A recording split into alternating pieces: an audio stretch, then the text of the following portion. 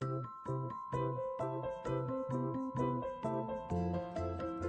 everyone, hi, welcome back to my channel. If you are new here, a huge welcome to you. And if you are not new here, then hi, I'm so glad to have you back. So here's what happened this morning. Olive at a Book Olive mentioned my channel, and in my absolute exuberance and excitement, I sat down and filmed the video that you are about to watch now. And we'll get to it. But then I was going in to edit the video and I realized that I didn't actually say thank you to Olive. So Olive, hi, thank you for mentioning my channel and all of the kind words that you said about my channel. And just wow, just a huge heartfelt thank you to you. And I just wanted to make sure that I said that because I didn't in the original intro, and so I wanted to make sure it was said. Anyways, so what are we doing today? We are doing the 26 random questions tag, and it's just a whole bunch of mostly non-bookish questions about me. And what I want you all to do is I want you, if a question speaks to you and you have a really great answer for it, I want to hear from you. And I'll also leave all of the questions in the description box so you can kind of comb through. And if you've got a really fun answer, I want to hear it. So as I introduce myself to you, for some of you it will be again, and for some of you it will be brand new. I also want you to introduce yourselves to me. And so that's how I want us to do it. Okay, so let's just get right to it. Question number one, what was your most recent YouTube rabbit hole? BookTube always sucks me in. Sometimes it's a single channel, or sometimes it's a single topic. And most recently, I was really obsessed with, about a month ago, watching everyone's best and worst of the year videos. I just spent a lot of time whenever a new one came up. I clicked on it and I watched a whole bunch of them. And I will link a handful of some of my favorites down below. It's wonderful watching people talk about books they love. And I love watching that, watching somebody enthusiastically talking about a topic they love and enjoy. Question number two, what song is currently stuck in your head? Though I don't have a song currently stuck in my head, when I thought about a song, the first song that popped in was Good Day Sunshine. Good day, sunshine, you know, and so on and so forth. Yeah. Question number three, what kind of music do you listen to the most? I listen to a lot of classical music, and I have been listening to a lot of piano concertos by Chopin, but my classical music just gets rotated out because it's often the background to what classical music is the background music when I am reading books, and I read quite a bit. Question number four, what is something you would like to get better at? I'm always trying to get a little bit better at exercise, whether it be just being more consistent or, you know, picking up a couple minutes here and there of getting my heart rate up in some way. And now that I have a pup, I really have no excuse not to exercise, because one of the easiest forms of exercise is taking my dog out for a walk. My sweet little mini schnauzer named Harry. Let me get him. So this is my little sweet Harry. He is the best. Question number five, do you set goals? What are your goals for the end of the year? Next year? My consistent goal almost every single year is to drink more water. Now, if you're talking about bookish goals, I did a whole video about my bookish goals that I will link down below. I basically came to the conclusion that sometimes I set goals and sometimes I let goals go because I feel like they are a way that they stress me out, or they're a way that hold me back in some way. And I talk about it quite a bit in that video, so I'll direct you there. Question number six, when was the last time you lost your temper? Unfortunately, my wrath is often unleashed on those that are closest to me.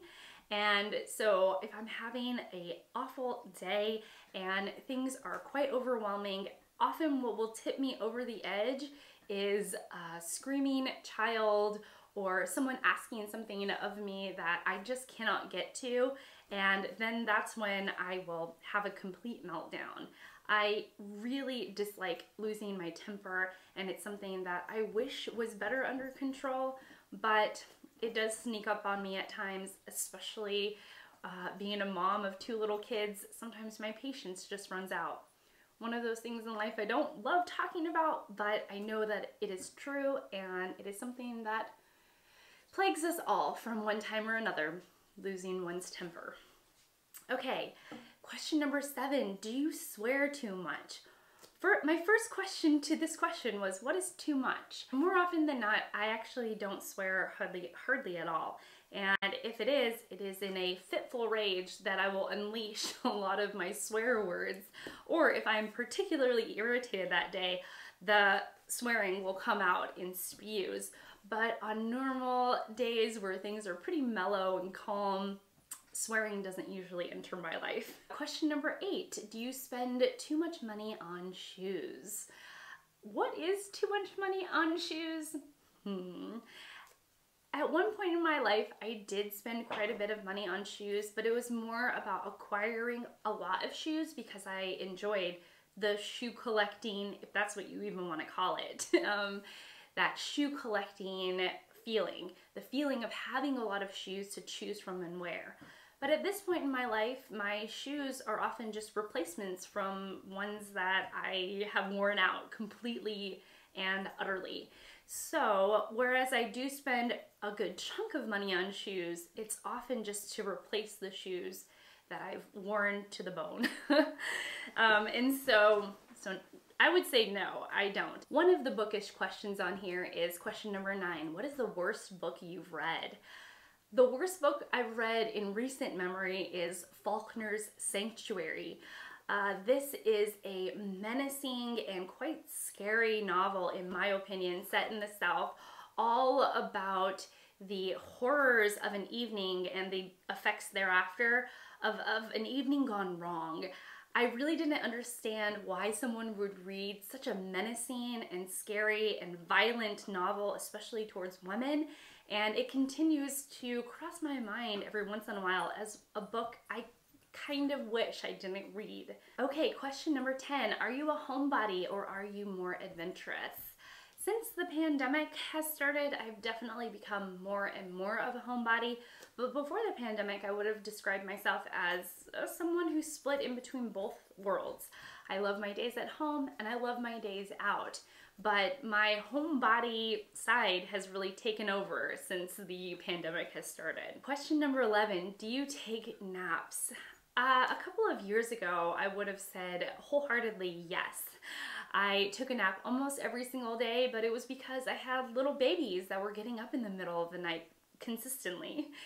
Nowadays, now that my kids mostly sleep through the night most days, I don't take a nap until my tiredness catches up with me, which is usually about once a week. And so once a week, I will lay down for a solid hour to an hour and a half nap to round out my sleep for the week.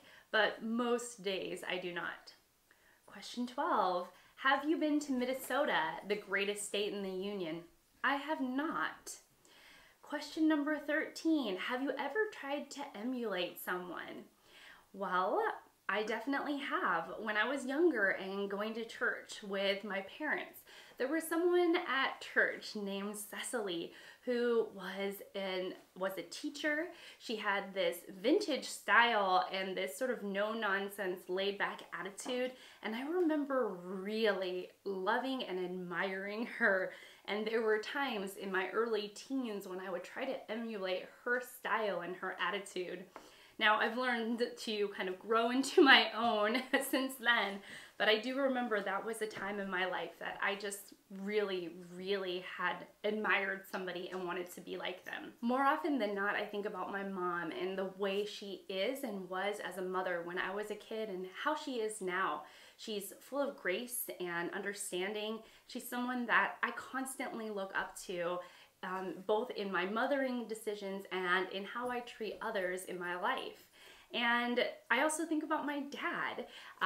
He has been a lifelong learner, a lifelong reader, and somebody who doesn't shy away from difficult conversations, and someone who is also very firm in their beliefs. And both of my parents together are people that I look up to and that in many ways I do try and emulate. I just really appreciate my parents and consider them my heroes today. Love you, Mom and Dad. Question number 14, what is the worst food you have ever eaten? Well, if you would have asked my 8-year-old self, I would have remembered this, this scene from my childhood where my aunt made me try raw squid. And at the time, I was so disgusted by its chewy and rubbery texture that I still remember it as a moment from back then. Though I think if I tried raw squid now, I would actually really quite enjoy it. So it's really more my 8-year-old or 9-year-old's memory that remembers the grossness of the raw squid. Questions number 15. Do you enjoy bars? What kind? Are you or have you been a regular at one? In my 20s, I was definitely more of a regular at our local bar.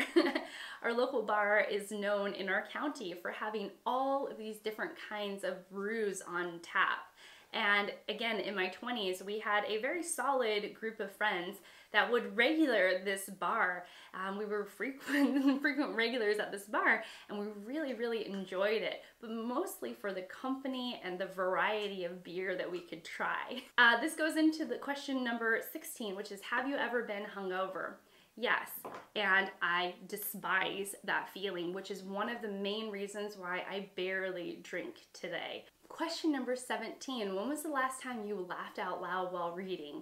I actually cry or become very sad at books more than I laugh at books, which may say something about my reading. I hope not. But the last book that I remember really chuckling at was Lysistrata by Aristophanes, which is a play about men at war during the ancient Greek times. Men are at war and they cannot stop fighting, and women decide to do something about that. And what they decide to do is withhold any type of love making from the men, and they take over the bank. So the bank is no longer supporting the fighting that the men are doing. And that book, for whatever reason, just tickled me. The comedic timing was absolutely perfect, and it's inspired me to want to read more of Aristophanes' work sometime later this year. Question number 18, how would you label or describe yourself politically?